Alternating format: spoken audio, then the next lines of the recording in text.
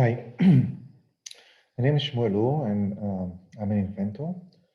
I have a couple of hundred inventions, maybe a little bit more. And if you want to see anything about my invention, just search my name, and you'll be able to find my thoughts about all sorts of inventions.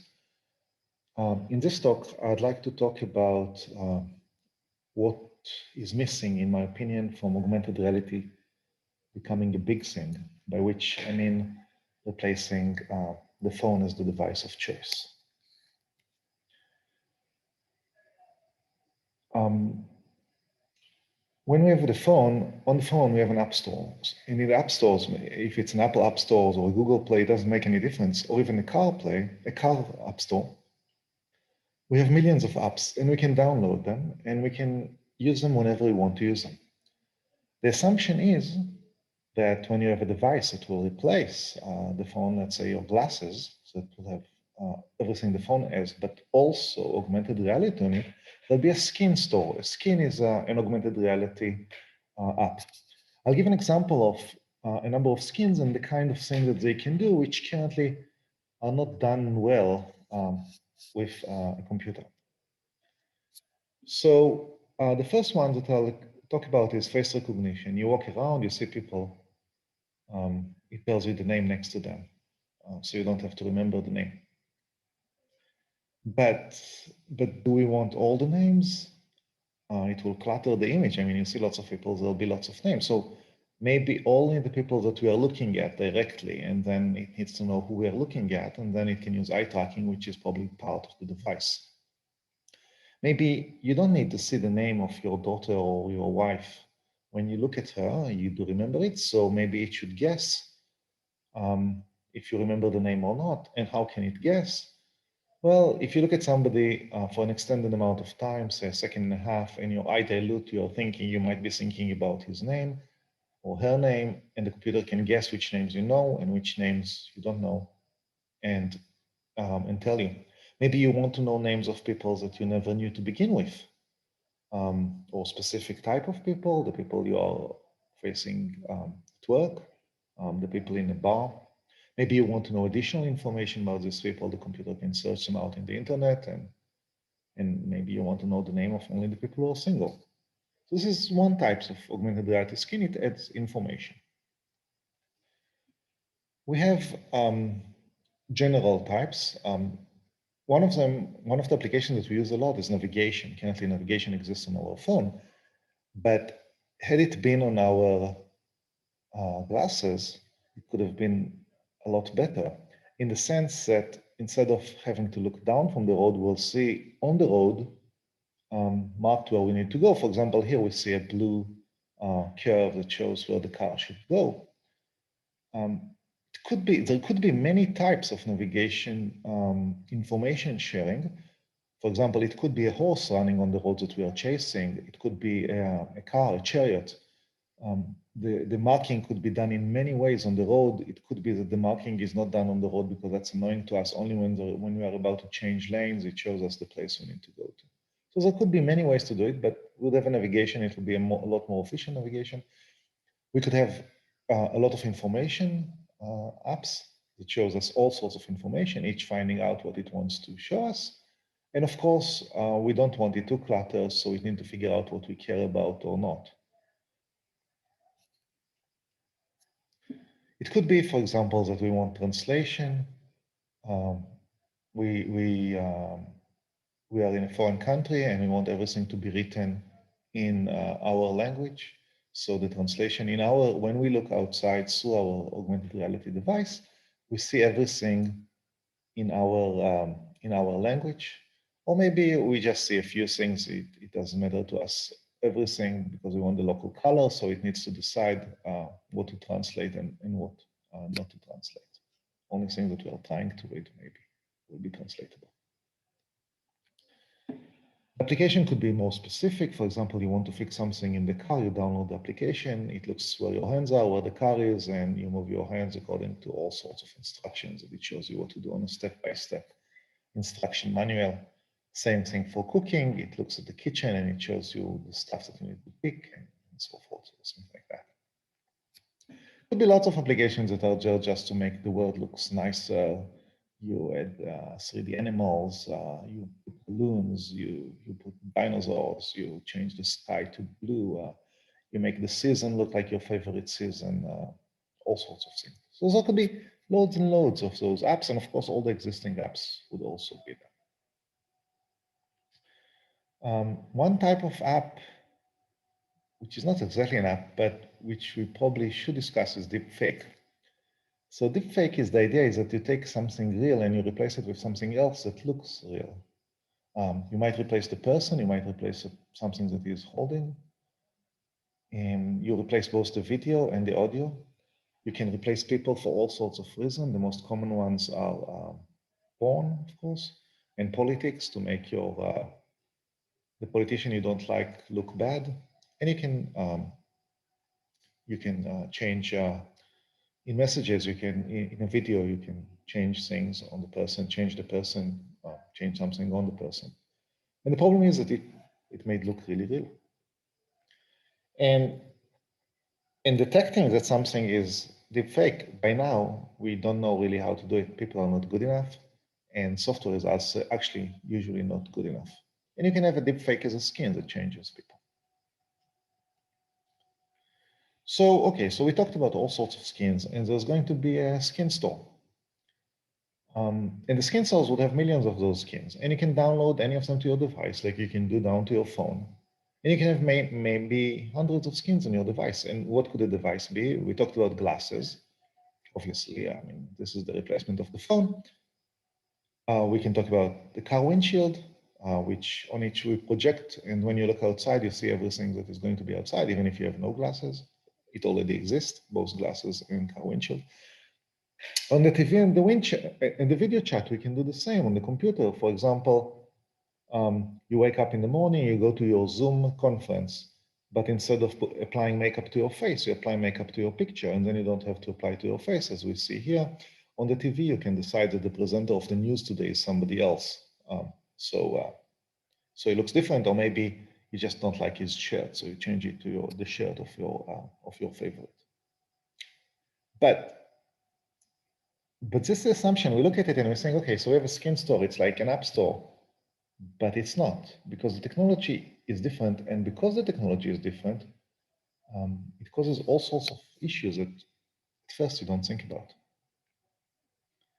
So the first issue is that the skin is not invoked by you, in the sense that when you want to start a skin, when you want to start an app that does something, like you play a game or something, you start the app and then you close the app and you go to another app. But here you have many skins. And they're invoked by something that's happening in the real world. For example, you have a skin that recognize signs on the road and change them to something else. We have a skin that change dog to cats or whatever. They're invoked by the real world, and all of them are actually operating at the same time. And because they're operating at the same time, they have to work together. Because what they do is they change the image that you see, and maybe two of them want to change the image in the same place. And then what happens?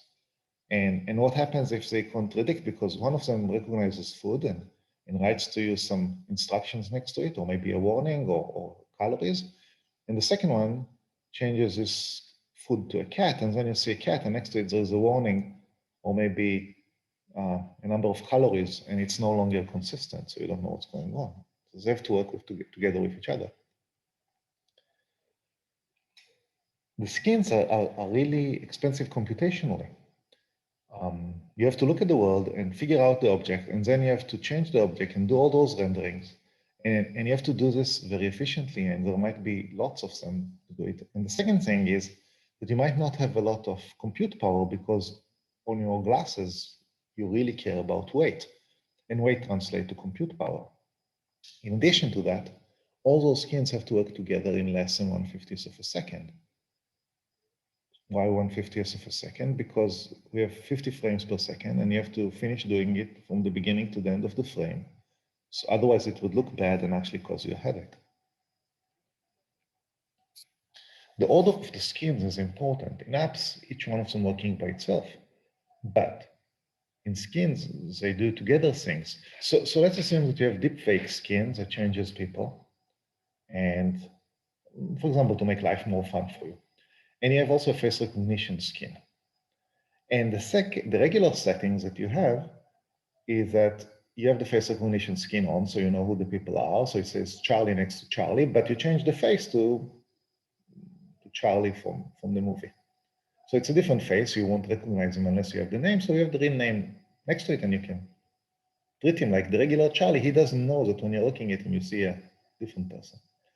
But it could be that you want the other way around. For example, you're looking at, you went to the theater, and they ask you to use deep skin to change the actors to somebody that look more like the real ones. For example, it's a historical scene, and you want one of them to look like Churchill. So he looks like Churchill, and the name you want next to it is Churchill, not the name of the actor. So the order is important. As a second example, let's assume that you have two skins. One of them is changing dogs to cats, and the other one changing cats to blue cats. So if the order is as in the bullet, then you see a dog, and the dog changes into a blue cat. But if the second order, then the second skin, the one that changed cats to blue cats, does not see any cats, so it doesn't do anything. And then comes the one that sees the dog and it changes into a regular cat. So the output depends on the order.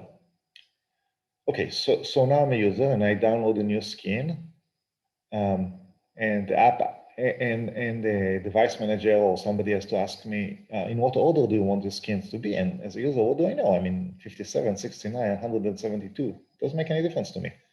I don't know, but it's really important. So what do we do? Privacy is very relevant. You may, because we said you will not be able to run all those skins on your device, on your glasses because of power, you might want to send them some to the edge, maybe to the network, but you don't want others to know what skin you're using. Some skins, it's very private. You can think of really, really good examples for yourself. I don't want other people to know what skins I'm using. I don't want the server to see what I'm saying. I don't want to walk around with glasses and let everybody see what I'm saying all the time. So what do I do? And that could depend on some skins, on all skins. We need to figure out what to do there. We do eye tracking.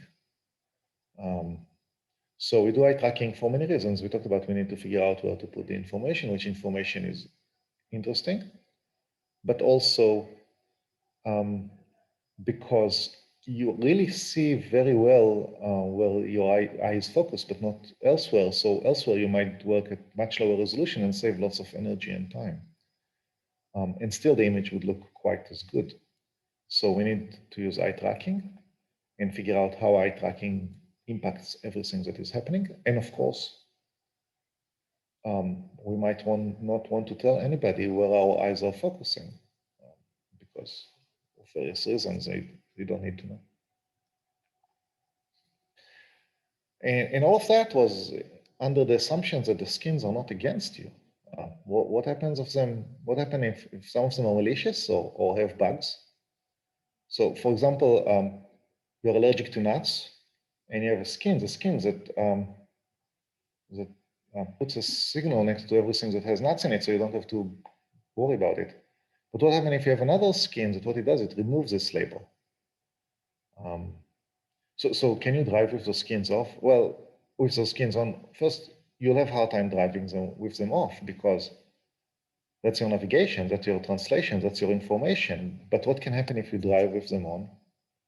So for example, there is this skin that somebody gave you. And what it does, it removes kids in your street. So nobody will find it out because it just does it in your street. And then you hit the kids that's running in the street and there's an accident. And what do you do? Or maybe it shows an imaginary kid running into the street. And you swerve to avoid it and you have an accident as a result like that. Or maybe it wasn't malicious, it's just a bug. So you took this nice skin that what it does, it covers the road with glass. And it does that, but there was a pothole, and it's also covered with glass, and you went right into the pothole because of the bug. So maybe it's not safe to drive with some of them on. How do you know when the changes are safe and when the changes are not safe? Some more issues that we need to be concerned about when we have skins.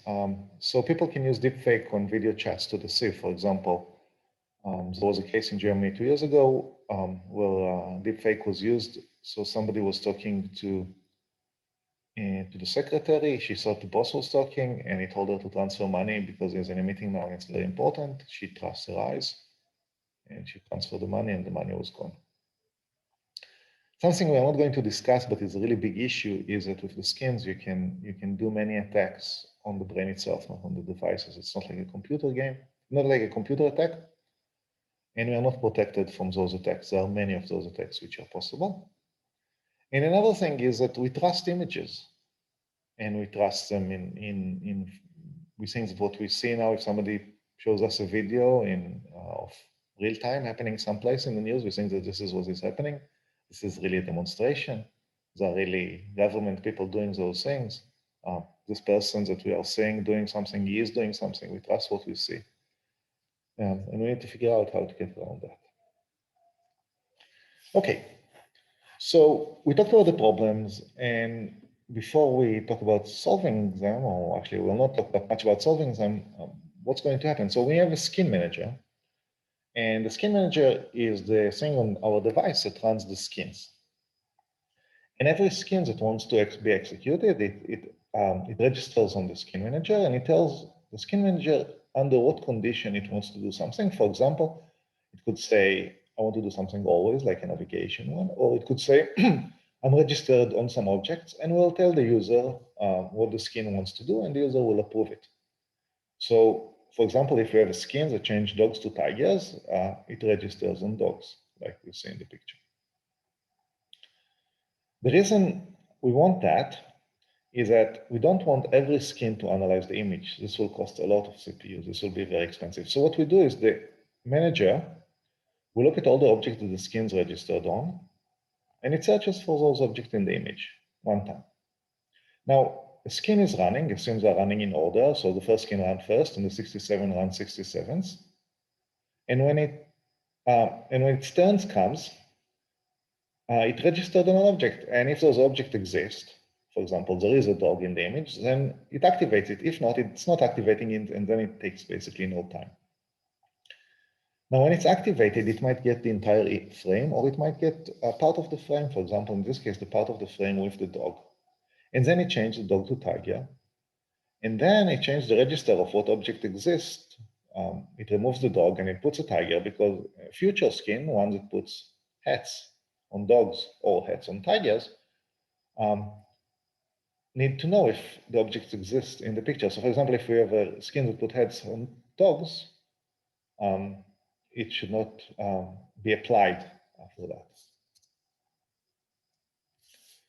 So when we have the skin manager, we need to decide all sorts of things. So for example, for performance reason, we could have multiple skins running in parallel. For example, if there is a skin that operates on a dog and a skin that operates on its owner, both of them can run in parallel because they don't touch the same place in the frame. So we might be able to divide the skins into groups that can run in parallel. Some of the skins we can run locally and some of them we can run remotely. So we have to figure out how to do that and take into account both performance and privacy.